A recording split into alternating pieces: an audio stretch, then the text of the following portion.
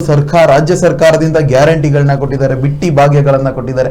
ಇದೇ ರೀತಿಯಾಗಿ ಬಿಬಿಎಂಪಿ ವ್ಯಾಪ್ತಿನಲ್ಲಿ ನಾಯಿಗಳಿಗೆ ಅಂದ್ರೆ ಬೀದಿ ನಾಯಿಗಳಿಗೆ ಬಾಡೂಟದ ಭಾಗ್ಯವನ್ನ ಕೊಟ್ಟಿದ್ದಾರೆ ಬಿಬಿಎಂಪಿ ವ್ಯಾಪ್ತಿಯ. ಇದಕ್ಕೋಸ್ಕರ 2.80 ಕೋಟಿ ಅಂದ್ರೆ 2,80,00,000 ಒಂದು ಟೆಂಡರ್ ಅನ್ನ ಕರೆದಿದ್ದಾರೆ. ಏನು ಇದಕ್ಕೂ ಈ ಒಂದು ವಿಚಾರವಾಗಿ ಏನು ತೆರಿಗೆದಾರರಿದ್ದಾರೆ ಇದಕ್ಕೆ ಆಕ್ರೋಶವನ್ನು ವ್ಯಕ್ತಪಡಿಸಿದ್ದಾರೆ. ಈಗ ನಮ್ಮ ಹಾಳನ್ನ ಈ ತರ ಹಾಳು ಮಾಡ್ತಿದ್ದೀರಾ, ಜನರಿಗೆ ಹೊಟ್ಟೆಗಿಟ್ಟಿಲ್ಲ, ಇಲ್ಲಿ ನಾಯಿಗೆ ಮಾಂಸದ ಊಟ ಹಾಕ್ತೀರಾ, ಬಾಡೂಟ ಹಾಕ್ತೀರಾ ಅನ್ನೋ ಒಂದು ಆಕ್ರೋಶವನ್ನು ವ್ಯಕ್ತಪಡಿಸಿದ್ದಾರೆ. ಸರ್, ಈ ಬಗ್ಗೆ ಹೇಳೋದಾದ್ರಿ ಸರ್? ಈ ಒಂದು ಪದ ಬಳಸ್ರಿ, ಬಿಟ್ಟಿ ಭಾಗ್ಯ ಅಂತ.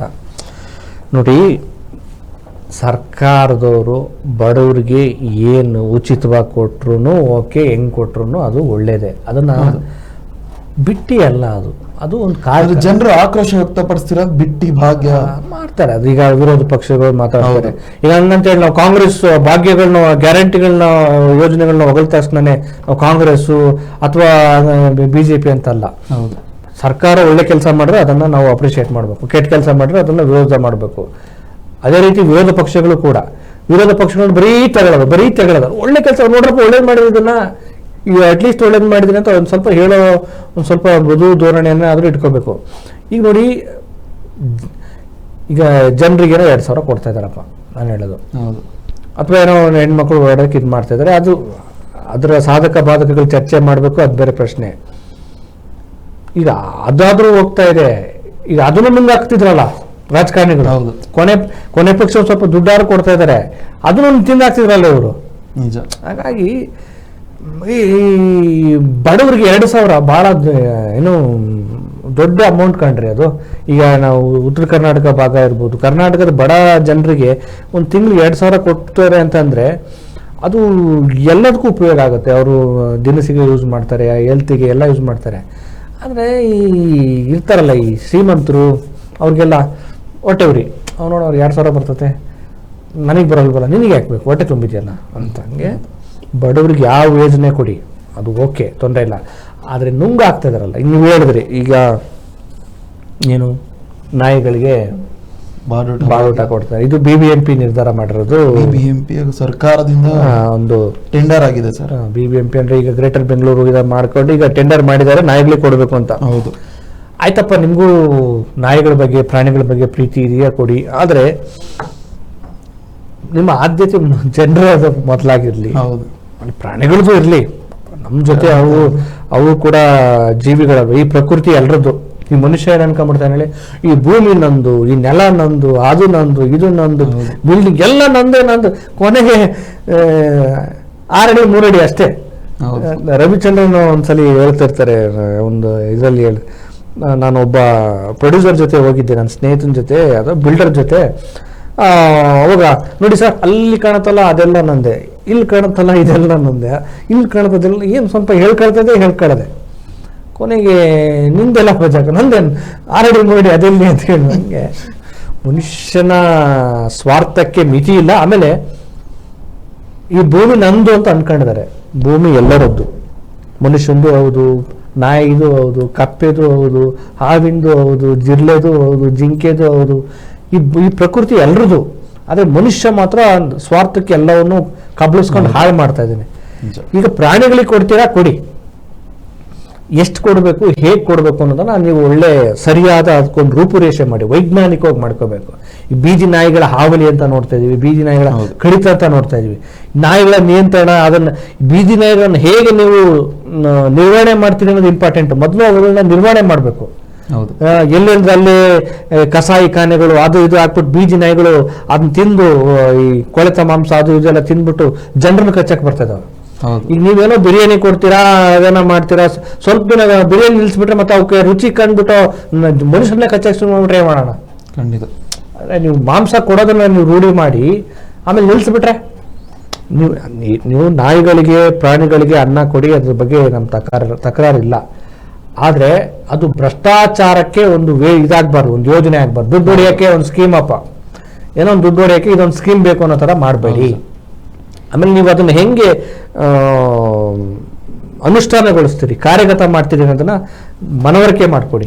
ಎಷ್ಟು ನಾಯಿಗಳಿಗೆ ಕೊಡ್ತೀರಿ, ಎಲ್ಲಿ ಕೊಡ್ತೀರಿ, ಹೇಗೆ ಕೊಡ್ತೀರಿ, ಅದು ನೀವು ಕೊಡುವಂಥ ಆಹಾರ ಆ ನಾಯಿಗಳಿಗೆ ಪರಿಣಾಮವನ್ನು ಉಂಟು ಮಾಡಬಾರ್ದು. ಆಮೇಲೆ ಬೀದಿ ನಾಯಿಗಳ ನಿರ್ವಹಣೆ ಹೇಗಿರುತ್ತೆ, ನೀವು ಹಾಕಿದ ತಕ್ಷಣ ಅವ್ರು ರೂಢಿ ತಿಂದು ಮತ್ತೆ ಜನರು ಕಚ್ಚೋ ಥರ ಏನಾದ್ರು ಆಗುತ್ತಾ, ಅವೆಲ್ಲ ಯೋಚನೆ ಮಾಡಬೇಕು. ಸುಮ್ಮನೆ ಏನೋ ಅದಕ್ಕೊಂದು ವೈಜ್ಞಾನಿಕವಾದ ಚಿಂತನೆಗಳಿಲ್ಲ, ಸಂಶೋಧನೆಗಳಿಲ್ಲ, ನಾವು ಮಾಡ್ತೀವಿ ಅನ್ನೋದು ಕೂಡ ಪಾಲಿಕೆ 8 ಏನು ವ್ಯಾಪ್ತಿಗಳಿದಾವೆ, 8 ವ್ಯಾಪ್ತಿನಲ್ಲಿರೋ ಒಂದೊಂದು ವ್ಯಾಪ್ತಿನಲ್ಲಿ 600ರಿಂದ 700 ನಾಯಿಗಳಿಗೆ ಪ್ರತಿನಿತ್ಯ ಊಟ ಅಂದ್ರೆ ಬಾಡೂಟ ಭಾಗ್ಯ ಅಂತ ಸರ್ ಕೊಡ್ಲಿ. ಆದ್ರೆ ಅದು ಭ್ರಷ್ಟಾಚಾರದ ಪಾಲಾಗಬಾರ್ದು. ಆದ್ರೆ ತೆರಿಗೆದಾರರ ಆಕ್ರೋಶ ಇರೋದು ನಮ್ಮ ತೆರಿಗೆ ಹಣ ಬಿಟ್ಟಿಯಾಗಿ ಇದನ್ನ ಪಾಲ್ ಮಾಡ್ತಿದ್ದೀರಾ, ಅಂದ್ರೆ ವೇಸ್ಟ್ ಮಾಡ್ತಿದ್ದೀರಾ. ಅಲ್ಲ, ಈಗ ಬಿಡಿ ಆಯ್ತಪ್ಪ, ನಾಯಿಗೆ ಕೊಡ್ತಾ ಇಲ್ಲ, ಈಗ ಸಡಕ್ಕೆ ಏನು ಕೊಡ್ತಾ ಇಲ್ಲ, ತೆರಿಗೆ ಹಣ ಏನು ಪೋಲ್ ಆಗ್ತಾ ಇಲ್ವ, ಈಗ ಭ್ರಷ್ಟಾಚಾರ ಹೊಟ್ಟೆ ಮೇಲೆ ಹೊಟ್ಟೆ ತಿಂದಾಗ್ತಾ ಇಲ್ವ ಅವರು, ತೆರಿಗೆ ಹಣವನ್ನು ಯಾವ ರೀತಿ ಪೋಲ್ ಮಾಡಿ ನಾವು ನೋಡ್ತಿದೀವಿ ತಾನೆ. ಬೆಂಗಳೂರಿನ ಜನರ ತೆರಿಗೆ ಹಣವನ್ನು ಕಲೆಕ್ಟ್ ಮಾಡುವಂತ ಪಾಲಿಕೆಗಳು ಹೆಂಗೆ ದುಂಡು ವೆಚ್ಚ ಮಾಡ್ತಿದ್ದಾರೆ ನೋಡ್ತಿಲ್ವಾ, ಸರಿಯಾಗಿ ರಾಜಕಾಲುವೆನ ಇದು ಮಾಡ್ತಾ ಇಲ್ಲ ನಾವು, ಇನ್ನು ಕೆರೆಗಳನ್ನೆಲ್ಲ ನುಂಗ್ಕೊಂಡು ಲೇಔಟ್ಗಳು ಮಾಡ್ತಾ ಇದ್ದಾರೆ, ಸರಿಯಾಗಿ ಒಂದು ಅಂಡರ್ ಗ್ರೌಂಡ್ ವ್ಯವಸ್ಥೆ ಮಾಡ್ತಾ ಇಲ್ಲ. ದುಡ್ಡು ಕೊಡ್ತಾ ಇದೀವಲ್ಲ ನಾವೆಲ್ಲ ತೆರಿಗೆ, ಬೆಂಗಳೂರಿನ ಜನ ದುಡ್ಡು ಕೊಡ್ತಾ ಇರ್ತಾನೆ. ಒಂದು ಸಣ್ಣ ಮಳೆ ಬಂದರೂ ಕೂಡ ಬೆಂಗಳೂರು ತರ್ಕೊಳಲ್ಲಪ್ಪ, ನೀರೆಲ್ಲ ಮನೆಗಳಿಗೆ ನುಗ್ತಾ ಇದೆ, ಸರಿಯಾದ ಒಳಚರಂಡಿ ವ್ಯವಸ್ಥೆ ಇಲ್ಲ, ಹೂಳು ತೆಗೆಸ್ತಾ ಇಲ್ಲ, ಕೆರೆಗಳು ಕಾಣ್ತಾ ಇಲ್ಲ. ಕೆರೆಗಳು ಎಲ್ಲಿ ಹೋದ್ವು ಅಂದ್ರೆ ಲೇಔಟ್, ರಾಜಕಾಲುವೆ ಎಲ್ಲೋಯ್ತು ಅದು ಒತ್ತುವರಿ ಆಯ್ತು. ರಾಜಕಾಲುವೆ ಪಾಪ ಹರಿಯೋದಕ್ಕೆ ಇದೇ ಇಲ್ಲ, ಇದೆ ಅಂತಾನೆ ಕಾಣಲ್ಲ. ಅದನ್ನ ರಾಜಕಾಲುವೆಗಳನ್ನು ಸುಗಮಗೊಳಿಸೋದಕ್ಕೆ ಅಲ್ಲಿರೋ ಹೂಳನ್ನು ತೆಗಿಬೇಕು, ಅದೆಲ್ಲ ಇಲ್ಲ. ಗ್ರೀನ್ ಝೋನ್ ಇರುತ್ತೆ, ಅದನ್ನ ನೀವು ನೋಡಿದ್ದೀರಾ. ಹಿಂಗೆ ನಮ್ಮ ತೆರಿಗೆ ಇಸ್ಕೊಂಡು ಏನೆಲ್ಲ ಅಧ್ವಾನ ಮಾಡ್ತಾರೆ. ಕೊನೆಯ ಪಕ್ಷ ನಾಯಿಗಳಾದ್ರು ಚೆನ್ನಾಗಿಲ್ಲ, ಅವು ಪ್ರಾಣಿಗಳೇ, ಆದ್ರೆ ಅದರಿಂದ ಇನ್ನೊಂದೇನೋ ಅಧ್ವಾನಗಳಾಗಬಾರ್ದು. ಈ ನಾಯಿ, ಬೀದಿ ನಾಯಿಗಳಿಗೆ ಏನಾಗುತ್ತೆ, ಕೆಲವೊಂದ್ಸಲಿ ಮಾಂಸ ಎಲ್ಲ ತಿಂದ್ಬಿಡ್ತಾರೆ, ಕಚ್ಚಾ ಈ ಮಾಂಸಗಳು ಅದು ಇದು ಕಚಡ ಎಲ್ಲ ಹಾಕಿ ಬೀದಿಲಿ ಎಸಿತಾರೆ. ಅವು ತಿಂದು ರೂಢಿಯಾಗಿ ಕೊನೆಗೆ ಚಿಕ್ಕ ಚಿಕ್ಕ ಮಕ್ಕಳನ್ನ ಕಚ್ಚೋದಕ್ಕೆ ರೂಢಿ ಮಾಡ್ಕೊಂಡ್ಬಿಡ್ತವೆ. ಅದೆಲ್ಲವನ್ನು ಕೂಡ ಯೋಚನೆ ಮಾಡಿ, ಆಹಾರವನ್ನ ಕೊಡೋದಕ್ಕೆ ಯಾವ ತಕರಾರಿಲ್ಲ, ಪ್ರಾಣಿಗಳು ತಿನ್ಲಿ. ಈಗ ಬೀದಿ ನಾಯಿಗಳಿಗೆ ಎಷ್ಟು ಜನ ಅನ್ನ ಆಹಾರ ಹಾಕ್ತಾರೆ ಬೆಂಗಳೂರಲ್ಲಿ? ಯಾರು ಹಾಕಲ್ಲ, ಯಾರೋ ಅಪರೂಪಕ್ಕೆ ಬಂದಾಗ ಹಾಕ್ತಾರೆ. ಪಾಪ ಅವ್ರು ಊಟದ ಗತಿ ಏನು, ಸೇರ್ಕೊಂಡ್ಬಿಟ್ಟವಪ್ಪ. ಸರ್ ಹಂಗೇನೆ ಬೀದಿನಲ್ಲಿ ಎಷ್ಟೋ ಜನಗಳು ಅಲಿತಿರ್ತಾರೆ ಸರ್. ಯೋಜನೆ ಇದೆಯಲ್ಲ, ನಿರಾಶ್ರಿತರ ಕೇಂದ್ರ ಇದೆ, ಅದಕ್ಕೂ ಸರ್ಕಾರ ಕೋಟಿಗಟ್ಟಲೆ ದುಡ್ಡು ಕೊಡ್ತಾ ಇದೆ.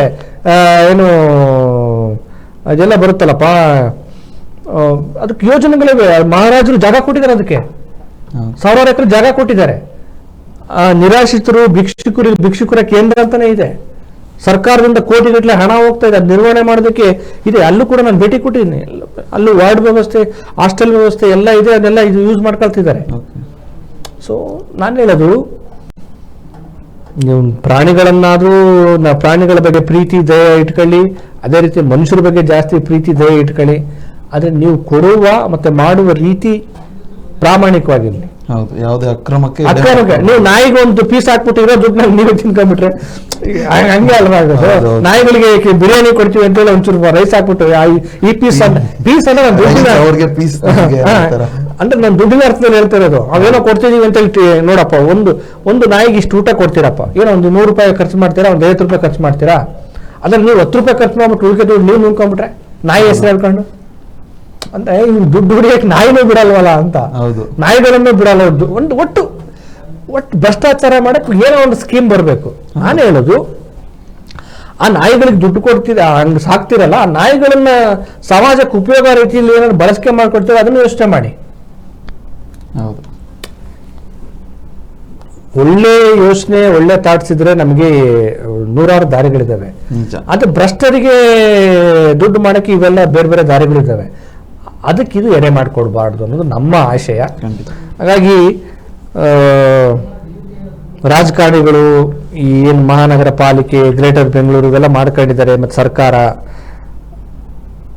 ಜನರಿಗೆ ಮೊದಲು ಆದ್ಯತೆ ಕೊಡಿ. ಆಮೇಲೆ ಪ್ರಾಣಿ ಪಕ್ಷಿಗಳ ಬಗ್ಗೆ ಆದ್ಯತೆ ಕೊಡಿ. ಆಮೇಲೆ ಪ್ರಾಣಿಗಳ ಬಗ್ಗೆ ಪ್ರೀತಿ ಇಟ್ಕೊಳ್ಳಿ.